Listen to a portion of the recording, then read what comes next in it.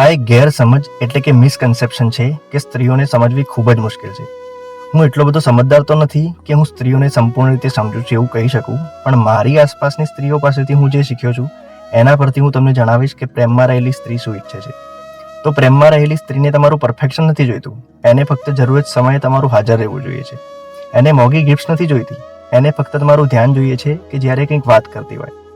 એને રોજ હું તને પ્રેમ કરું છું સાંભળવાની ભૂખ નથી, એને ફક્ત એ વિશ્વાસ જોઈએ છે કે તમે ગુસ્સામાં પણ એનો અપમાન નહીં કરો. પ્રેમમાં રહેલી સ્ત્રી તમારા શબ્દોને નહીં પણ તમારી સ્થિરતા એટલે કે કન્સિસ્ટન્સીને પ્રેમ કરે છે.